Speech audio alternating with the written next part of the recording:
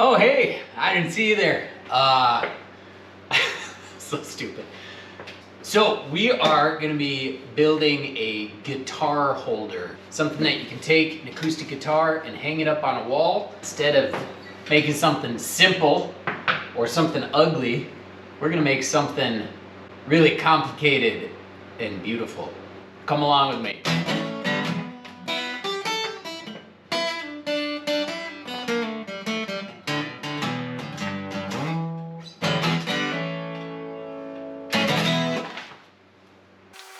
One thing I did not mention yet is that it is bonkers cold outside right now. I think we're just barely above zero. Electric heater over there is cranked up to 11. And I also have a propane heater. I've got one of those little Mr. Buddies, I think they're called. I've got my long johns on. So, you know, if you see my breath out here, just know I'm regretting most of my life decisions. We're gonna design this one from scratch. But how do we make this really beautiful? And then we've got a few surprises about how we can spruce this thing up. So let's get into it. Well, let's start building and making some sawdust. Really nice 4/4 walnut. We're probably only gonna be using about 10 inches of this thing. I'm gonna lay out my center lines, make sure that this is symmetrical as I draw it out.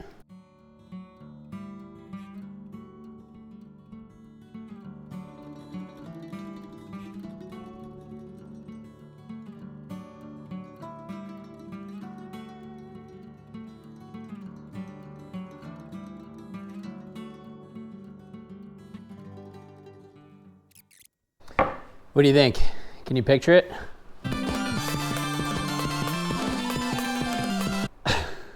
All right, so we got the final design here. I think what we're gonna do now is inlay some strings into this design. Let's cut it down to the 10-inch mark.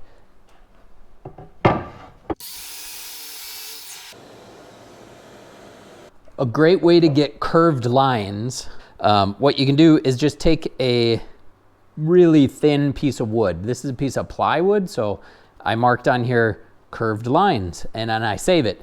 I guess it'd be easier if you did a straight line. Like I said, we're gonna make this complicated, so this is a piece of art. Let's get crafty.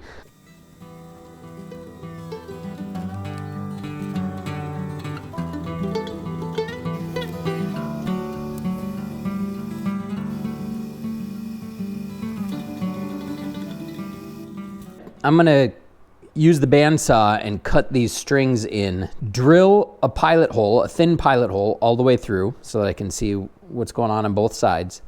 And then take a Forstner bit so that it's a nice clean hole. But if I have a nice clean bored hole, I could put in some decorative pegs into those areas and maybe just flush cut them for a little design to end where the string ends. So I think that's what I'm gonna do. Let's try that.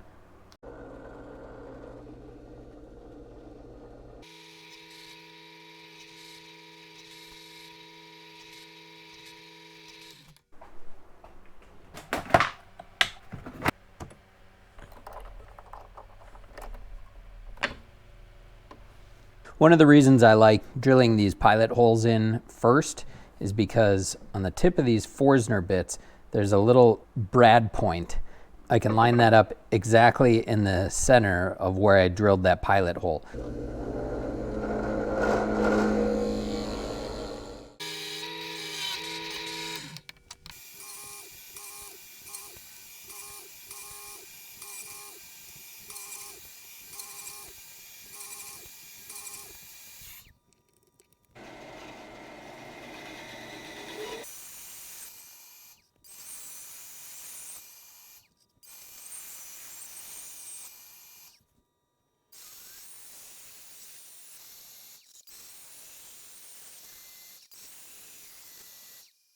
Okay, that worked out pretty good. So what we need to do is run some sandpaper in between here. I don't want to take off a ton of material, but I want it nice smooth sides for the glue up with those slivers of maple.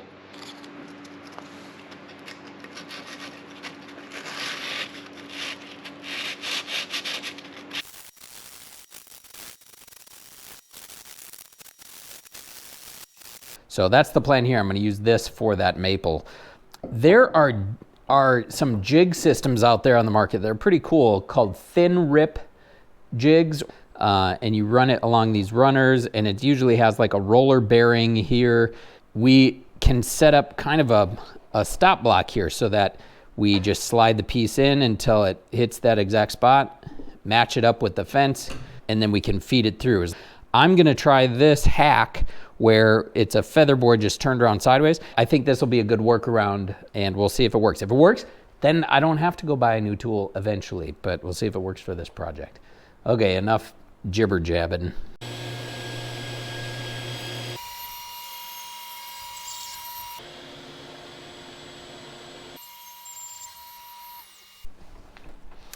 I gotta say, 10 out of 10.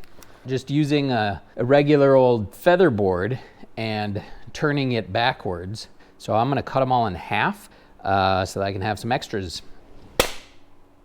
That worked great. So now I'm actually just gonna make sure they fit, dry fit them all, and then if that works, then we will glue them up.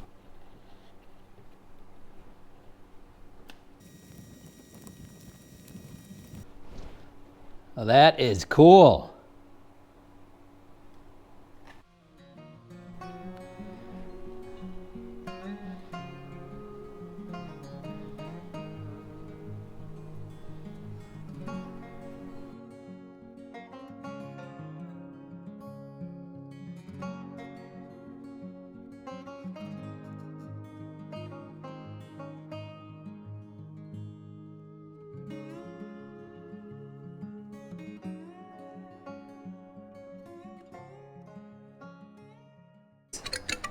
So these are looking pretty good. We can sand the show face of this off fairly easily. These are sticking up a little bit more on the back, but we can easily trim those off and then sand them.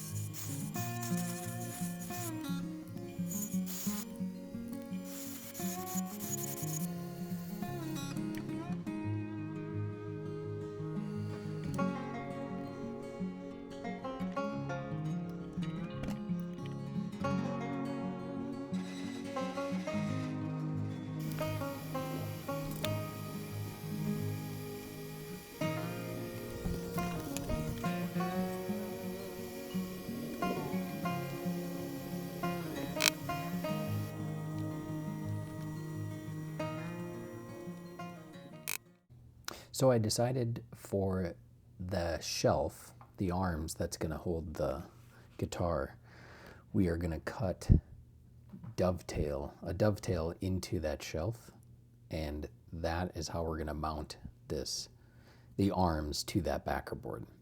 So you see me here on my 25-year-old router table and a dovetail bit, and we're going to cut the tail into that shelf. We'll then use that tail to trace onto the backer board so we know how wide to cut the receiving end of that dovetail. It's gonna go like this. I'm gonna find center, and then we're going to drill a hole out.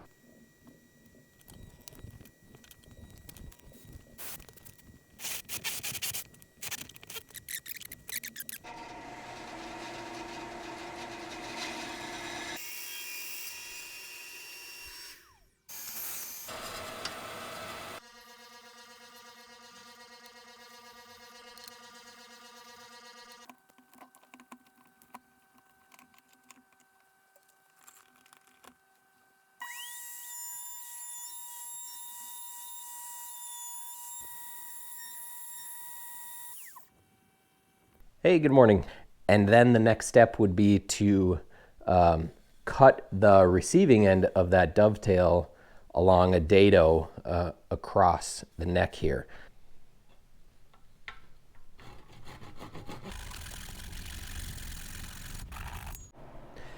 All right, folks, moment of truth. I've got my dovetail bit set to the same depth of my piece. So I used this gauge here.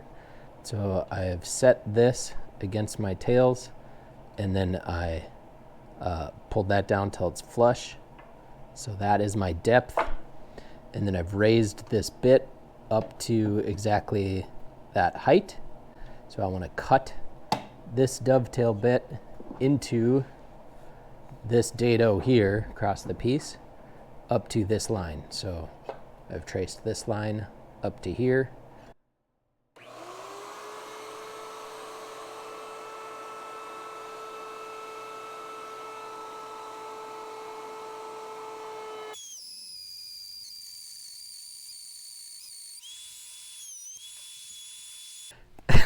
So mistakes were made. I don't know how this happened. I don't know how I screwed this up. I was just explaining to the audience at home how I used this depth gauge here to figure out exactly how high my router bit should be. I'm gonna have to check the film to see what things were like seconds ago and how they turned out the way they did. And I lined it up against this considerably higher, like 1/4 of an inch deeper cut than I meant it to be. I don't know how the pyramids were made, and I don't know how I screwed this one up because seconds ago I just checked. Shoot. I think what we can do is pound in a wedge, maybe a multicolored wedge, fancy, and it'll make it look not only on purpose, but it'll give it a nice little side edge flare. So we can definitely fix this. I just have no idea how I screwed that up.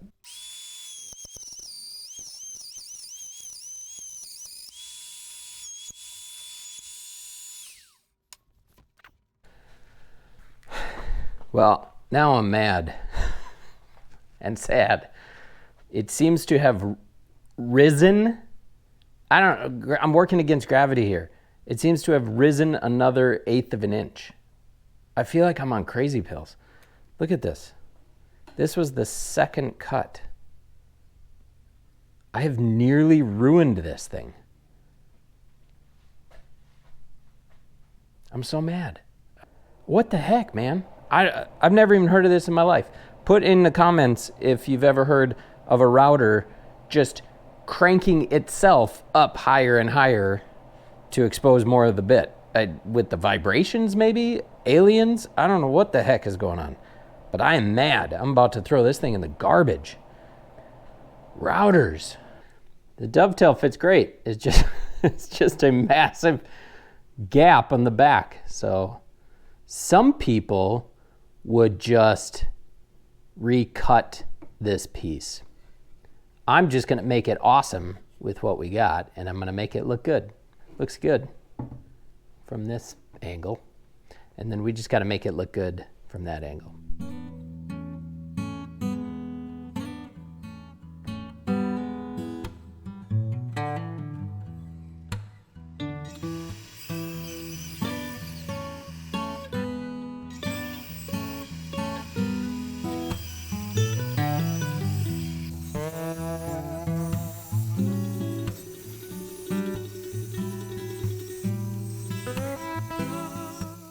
So we've got it cut out on the bandsaw. So it's the shape that I want it for the backer board. If you remember, different depths. So it kind of looks like a stair pattern in the bottom of that. It'll look nice to drive a wedge in right there. But in order to do that, I want this to be a clean, that kind of just needs to be hogged out. I don't dare put it back through that router table again. I don't know what's going on with my setup. It's obviously not doing well, and I don't want this to break. So what I'm going to use is a hand router or a hand plane router. These little gadgets are awesome. This is a cheapo one that I bought. You can spend big bucks on these things, but that'll give us a nice flat bottom. And then I'll put the dovetail in, and then we can drive the wedges in on the sides and glue that in. But good times. There's always some sort of mistake you got to work around.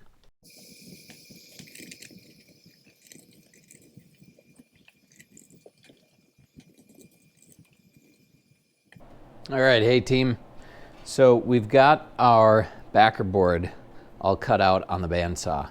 We've got that dovetail bottom smoothed out in there.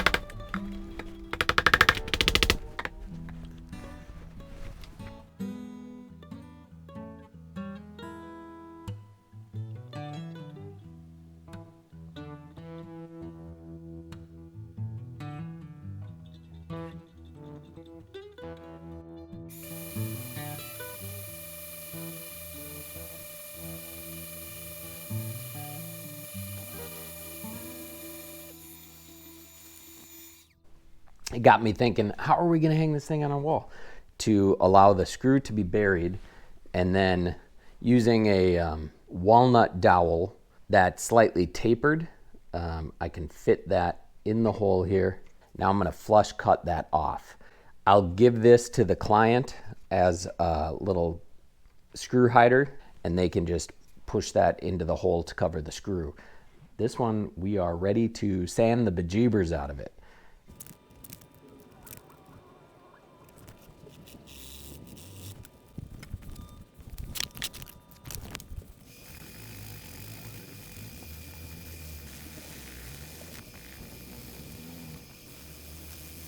I am going to use wipe-on polyurethane. I like wipe-on because I don't like brush strokes.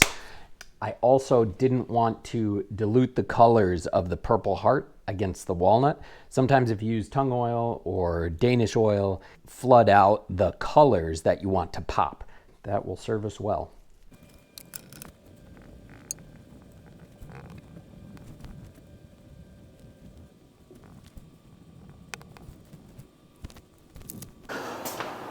Well, as you can see, I am a mile away and I have upped my microphone game. We have leveled up. We've got the DJI wireless microphone here. I am stoked. This channel just got real. I hope you enjoy some better audio quality. Guitar holder, it's all complete. It's tuned up. See what I did there? All right, we're gonna call this one done. I'm really excited to be on this journey with you guys and really eager to hear in the comments what you think about this one. So, hope you guys have a great day. Keep your chisels sharp and your snowmen from melting. We'll see you in the shop.